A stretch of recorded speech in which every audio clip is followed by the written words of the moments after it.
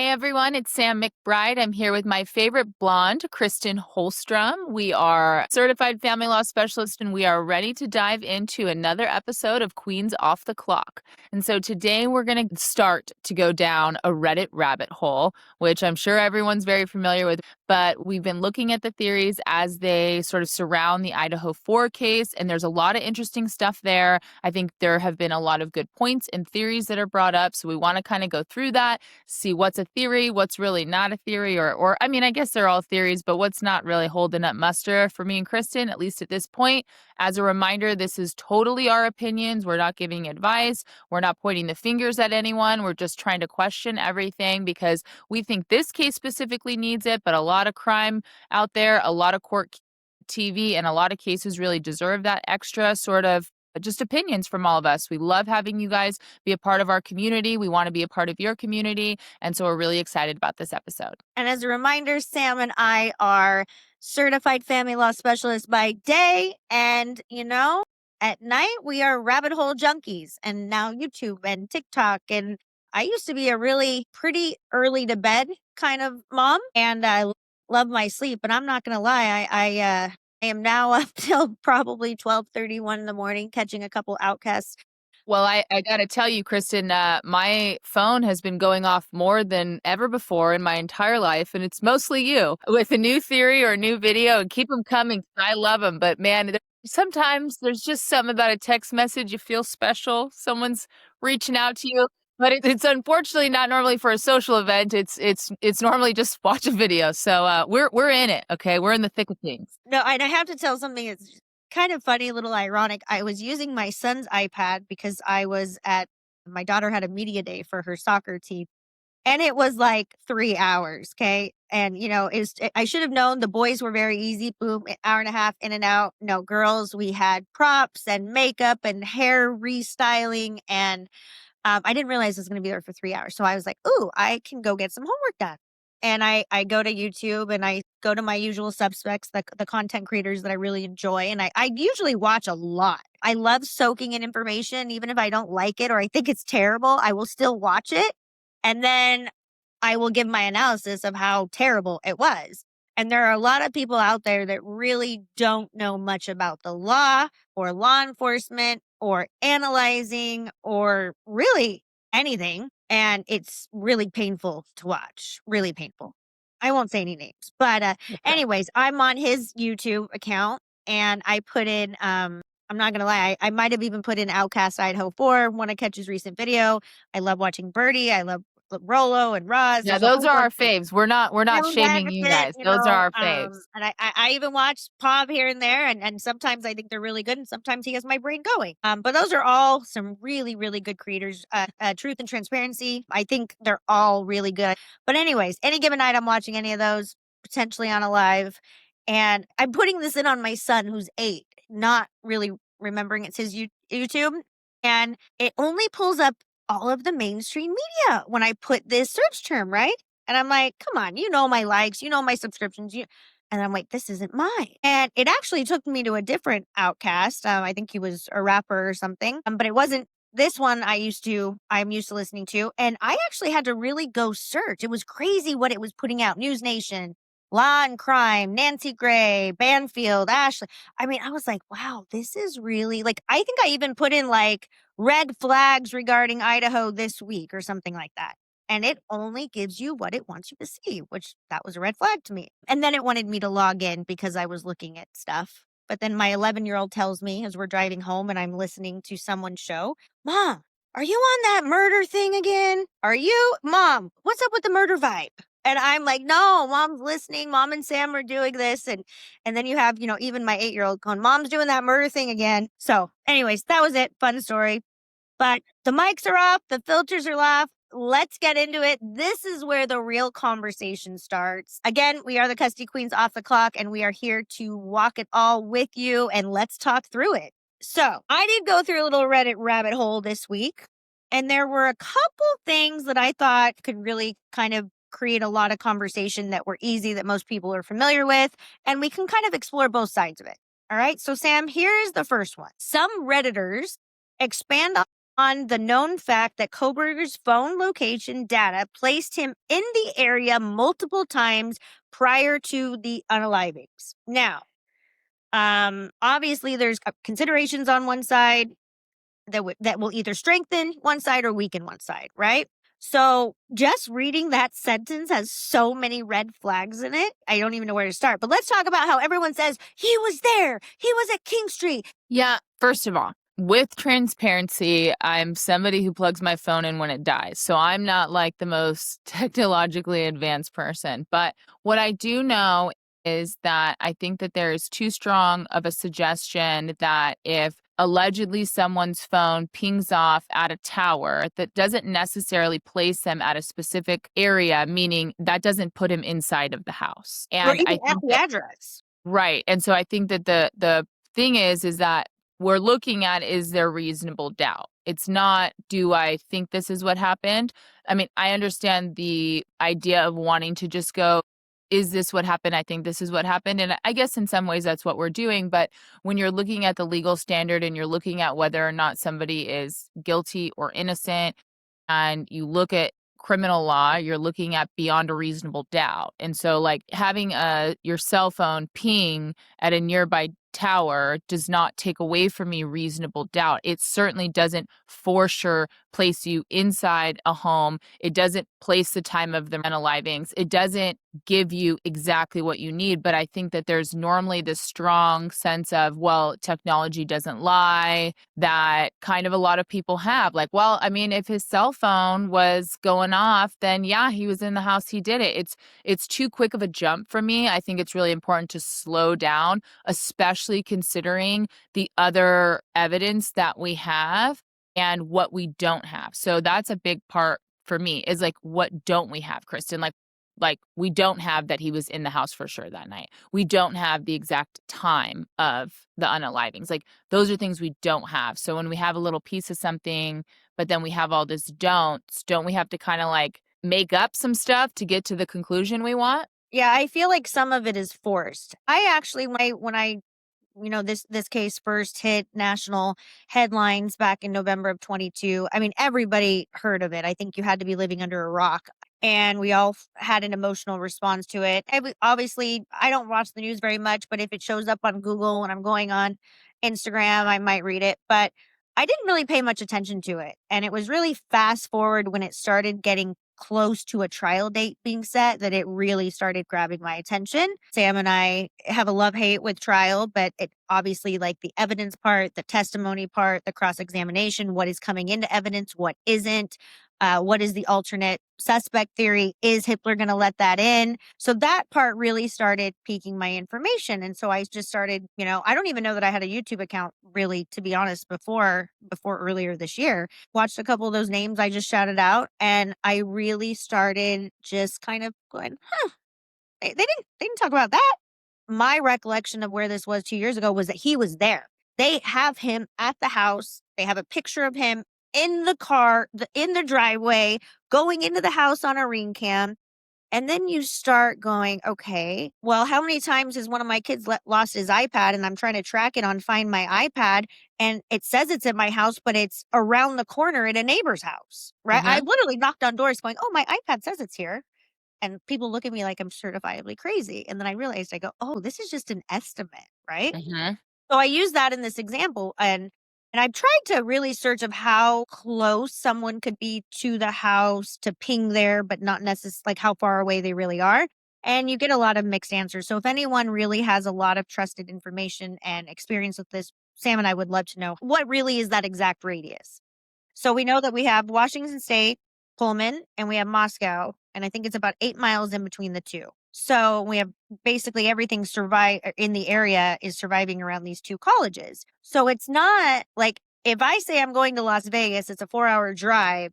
I am intentionally going there. But if I'm going somewhere that's 8 miles away, that might be on my way to the court, might be on my way to soccer practice. Like that might be an actual just on my way convenient stop. Yeah, no doubt. And I think that that's kind of the problem with like, okay, well, we think this person did it from the information that we have. Now let's go look into like whereabouts and everything else. Yep. close enough, we're good. Yeah. That's how it feels to We me. have them. And prove us wrong. This is something that Kristen and I will always say is like, we may sometimes say stuff on here and you guys are like, no, check this out, or no, he can be placed here. Tell us, show us, educate us. That's what we want, because that's what we're really interested in looking for, is like, we're looking for trying to follow the evidence, not try to just decide on a theory and stick with it no matter what. So I really do think that if you're really trying your hardest to investigate, you have to keep your mind open to the idea that we could be totally down this road and then have something else come up that makes us go, no, never mind, we need to go this way. And I think that that helps to sort of protect to the extent that we can, because of course there's human errors, the integrity of what we're trying to do. Yeah, and I think that's a perfect example of where I was with my mindset from this case, 22, 23, 24, till now. I mean, I think I've done a complete 180 a lot of it was just at the beginning. I didn't know a lot. I didn't really have a huge interest to go explore it on every level. And I was just whatever was popping up on my phone or on the 5 o'clock news randomly, that's what I would see. But I think I've actually asked a couple of you in the comments, like you'll reference something. I'm like, hey, where's that source? Where can I find that? Can you send it to me? Sam and I were very active in the comments. So we absolutely read everything. And yeah, I'm very self accountable. So if I get something wrong, please tell me, let me know. But And go I easy on us. will. So Go easy I on think our the biggest gentle problem hearts. with that, Sam, is the biggest problem with the pinging, or what lends such a big issue for both sides of it for me, is Koberger's alibi is not super concrete that everybody can absolutely wrap their mind around, right? It was that he obviously had a lot of trouble sleeping. It was very, very common for him to drive around at night.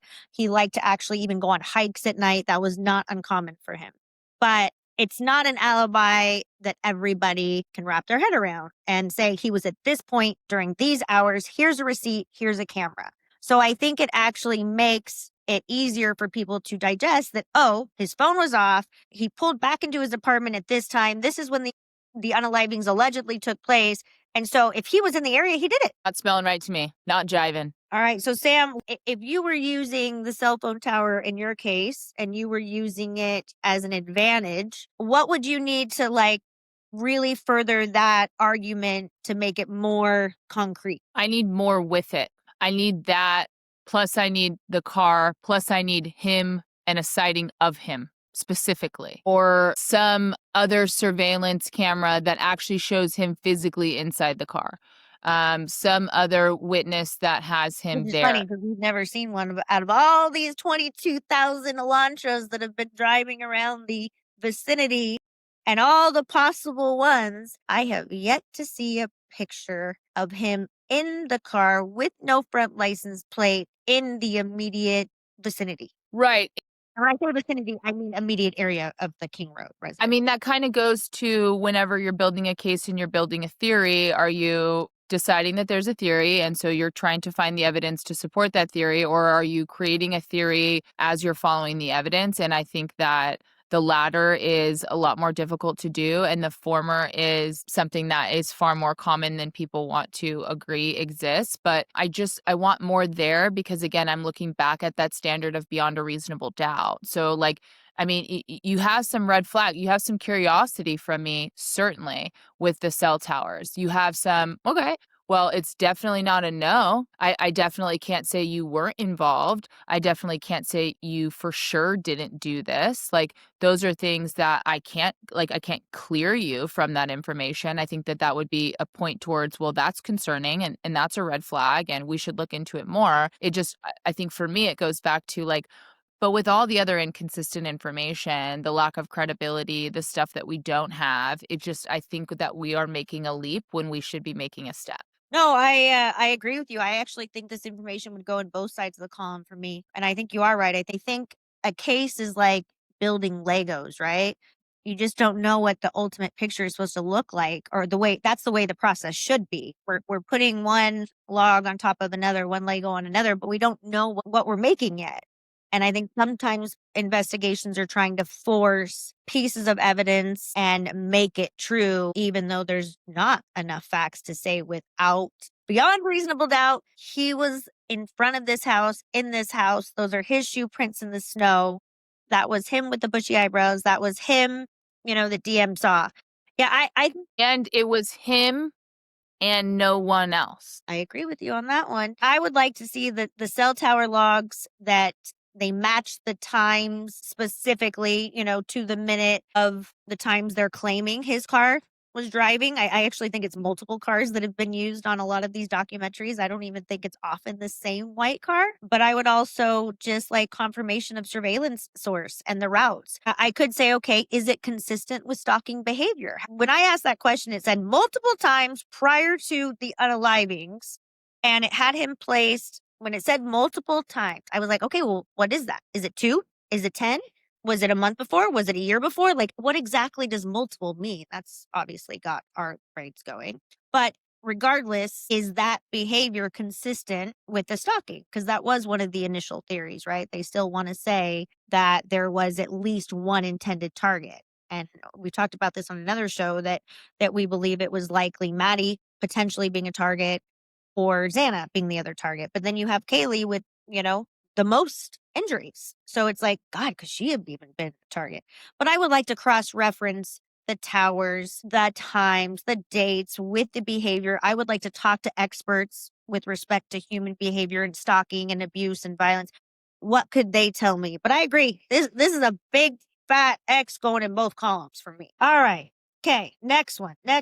There is speculation why the 911 call was so late, hours after the bodies were discovered. Some theorists think someone tried to delay emergency response or the initial response was mismanaged. Okay, the biggest issue here is why the delay? Okay, some people think that it was shock, confusion, misinterpretation, or other people think it was malicious, or some people think that it was basically a recreation and that the crime scene was already completely cleaned up before anybody called law enforcement. All I know is that I absolutely cannot find a reason whatsoever that would jive with that amount of time passing before 911 is called. I cannot fathom if your friend is passed out, they're going to need immediate medical treatment. And if they aren't getting a medical treatment, you would presume that this could be, especially over the period of more than an hour. And I know several hours, but like more than a couple minutes. You should be quite concerned with that. If you're fearful or scared for your life, you should be calling 911. Why are you staying in the house? Why are you calling other people to the house prior to calling 911 to the house? Why aren't you scared that something's going to happen to you? Why aren't you concerned? And if you had nothing to do with it, if you had no idea what happened, and again, no pointing fingers at who did it, but if you had no idea what happened whatsoever, wouldn't you be concerned that we would be concerned, that the police would be concerned that you waited this long to make a phone call?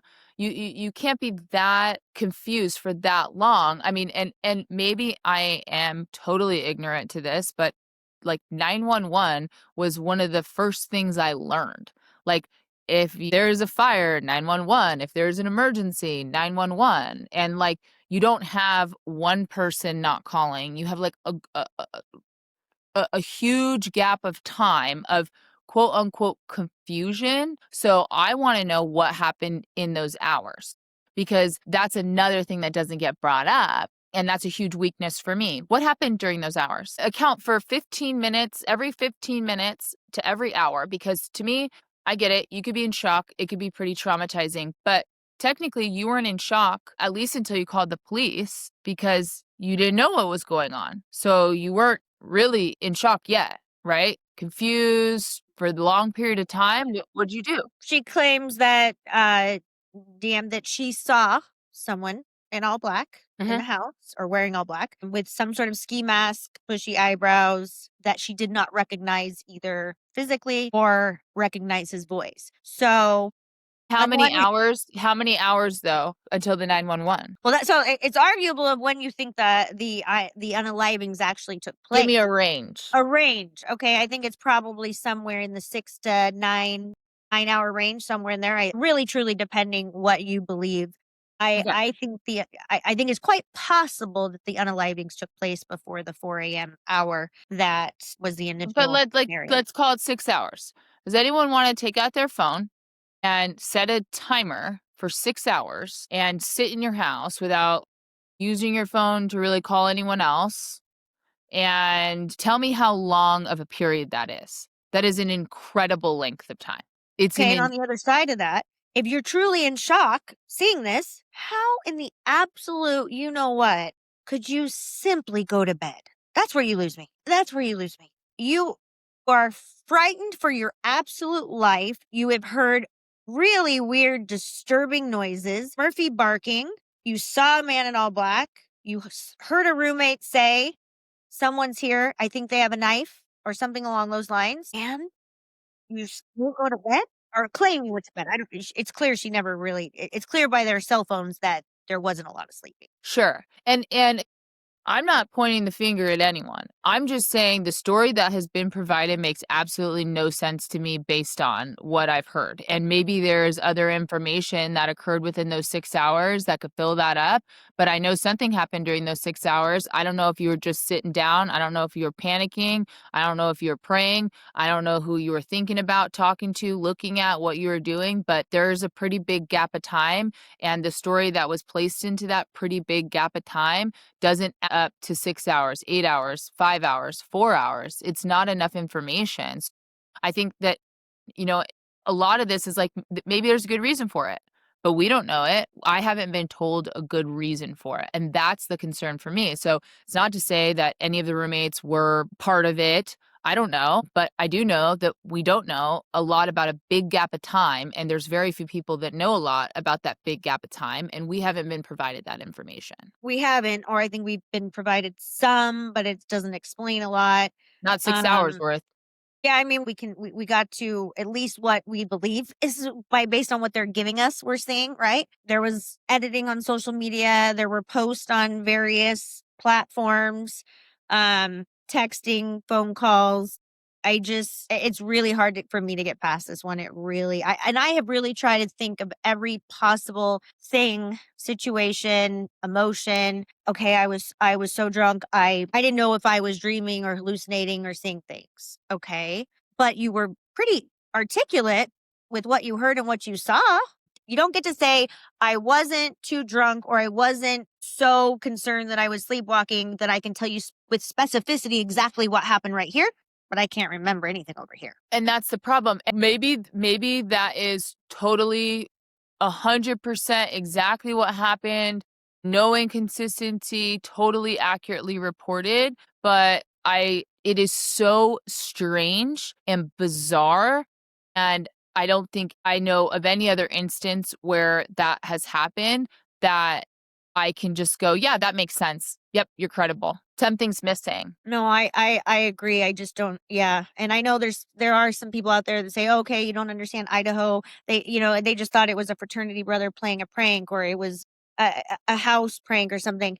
But if I saw an unknown man in my house in the middle of the night that I didn't recognize their voice or their appearance, and everything else we're hearing that was going on, I would have grabbed my babies and ran out that front door as fast as I could. And say you wouldn't. Let's say you wouldn't. Say that's a town, party town. People frequent the house. Maybe you think it's someone that, would have a code to the house. I don't know. And then you go to sleep, but then you wake up and your friend is passed out on the floor. What now? Now you're presumably in a better state of mind. Why 6 more hours of nothing? I agree. I agree. And if you are genuinely concerned that something's going on in your house and you have to call a friend, why? And now that it's daylight, now that it's a little bit more visible, I mean, you would think that they would have gotten out of that house if they were genuinely concerned as soon as the sun came up. And then obviously, hey, my friend's passed out. I need to call an ambulance. And this weird thing happened last night. Being passed out to the point of being incapable of being woken up is typically pretty life-threatening, even if it was, like, alcohol poisoning. Like, that's where I struggle with the gap in the 911 call is that even if you didn't believe that this was an unaliving and I really struggle with the idea that someone is, especially not in their bed, and that would somehow not be like an extreme cause for you to be concerned about their life. That is the absolute That's what's right what hanging you up just on me. know. Right what you just described. If I didn't know everything that we know, right? If we didn't know that there was in one of the reports from law enforcement that there was evidence that it was very likely that the house had been cleaned prior to 911 or law enforcement coming. Even if I didn't know that. Even if I didn't know or I didn't see an unknown man in my house. Even if I didn't hear crazy, loud sounds that may have really been red flags. Even if I didn't hear a roommate say that someone's here and they might have a knife. Even if any of those things didn't happen, the second that I would have got up in the morning or saw my friend laying on the floor, my absolute, where's my phone 911? Just based on my friend not moving on the floor. That would have been my absolute reason to call law enforcement. So, all right, well, I got you there. Okay, Sam. So, what do we need to prove anything about this 911 call? I just think we need more information. I don't know how we get it. I don't know that it will ever come to light, but that's my point, is that even if we take all the information that we have to be true, like the timeline still has so many gaps.